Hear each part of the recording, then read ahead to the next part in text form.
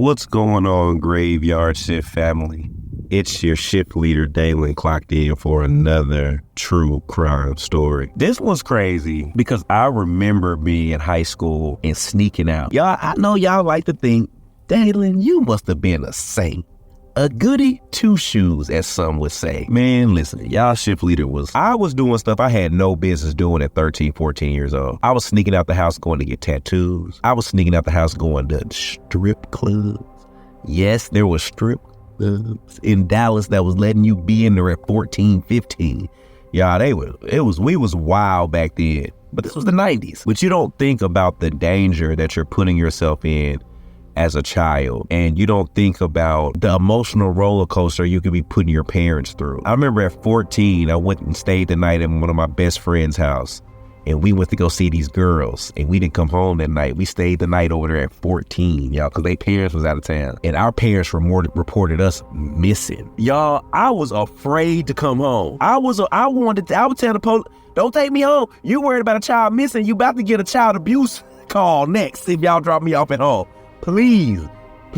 But just not realizing how frightened my mother was by me not coming home that night. So that's all I could think about when I was researching this case. Because you see, at about 2 a.m. on the night of October the 25th, 1987, I was just 2 years old. But there was a woman by the name of Kathy Bonderson. You see, Kathy was a 35-year-old nurse, and Kathy had just had an argument with her husband, Robert. So Kathy and Robert are in the house at 2 a.m. arguing, but they're arguing about their teenage son, Jamie. You see, Jamie was supposed to be home earlier that night, but now it's 2 a.m. and Kathy nor Robert have heard from their son, Jamie. So Kathy is freaking out. She's like, I gotta go find my son. Let me get in the car. Let me go find him. Let me go see where he is. This is unlike our son, Jamie, to not come home. Robert's like, chill, Kathy. I already did a drive around the neighborhood. I didn't find him, but I'm almost positive that Jamie will be home soon. Just relax. Look, Kathy was pissed. She was late for work and she didn't know where her son was.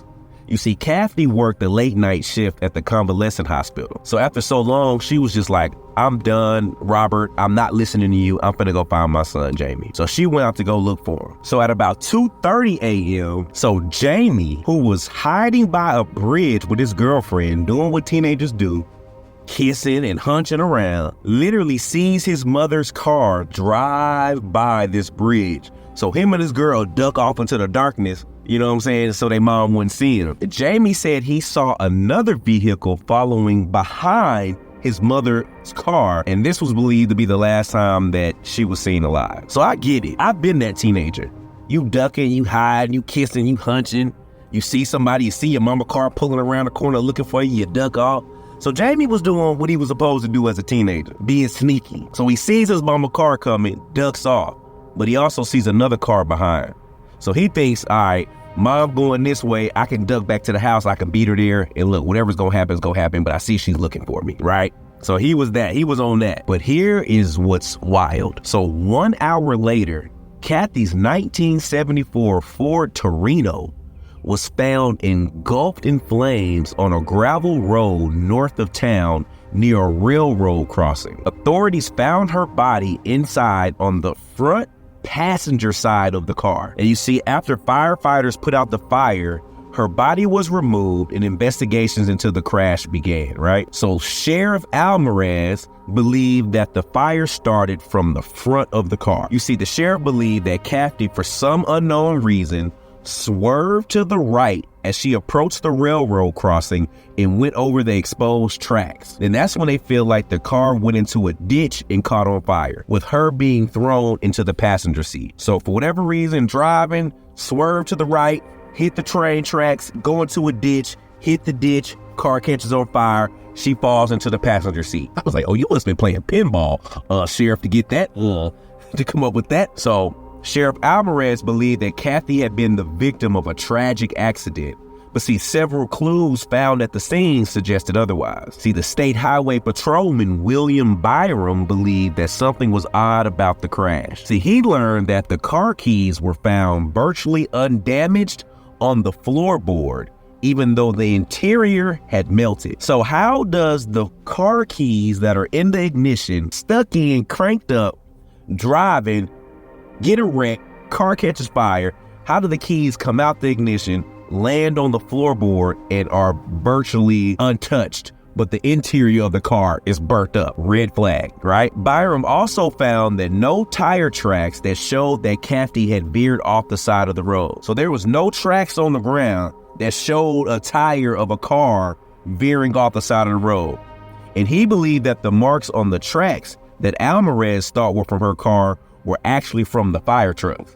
Do you know how sloppy of a police investigator you gotta be to conclude that car tires are the same size as fire tire tracks? To me, it just seems like all the way around sloppy investigating, right? But you see, the next day, Patrolman Byron and the fire marshal, Kurt Fogel, inspected Kathy's car, and they both noticed that it was totally burned, but found no structural damage from the impact. So if this car was to fall into a ditch and hit something hard enough to catch fire, there would be some sort of like bumper, fenders, door, side, some sort of damage on the vehicle. There was no structural damage at all. And they also found out that there was still 12 gallons of gasoline in the tank. There was no damage to the fuel line. And you see, the detective concluded that the fire had started in several different areas. So he believed it wasn't an accident, and instead it was an intentional act. See, there's no reason why an arson specialist should come in and see that the fire started was literally in multiple sections of the vehicle. Somebody was trying to get her,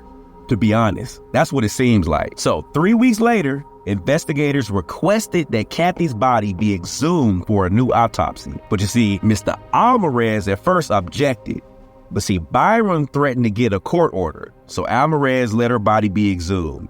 And the autopsy suggested that she was killed before the fire was even ignited, because there was no signs of carbon monoxide in her lungs. So if that fire had been started while she was still living, she would have been breathing in the smoke, she would have been breathing in the flames, she would have been breathing in the carbon monoxide. None of that stuff was evident. Tests also conducted on Kathy's clothes and her car's carpeting revealed that each contained traces of gasoline. Now, with that being found, this supports the whole theory of arson.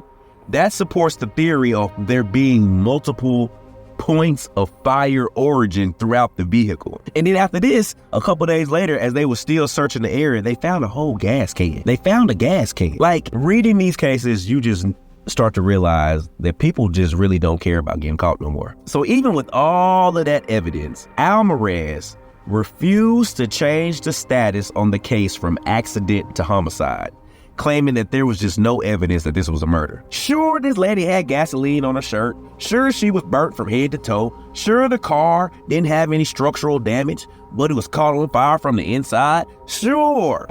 None of that makes me think murder. We just gonna leave it at accident. But see, the other investigator, Byron, he believed that Kathy's death was not an accident based on the facts of the case and the evidence found at the scene.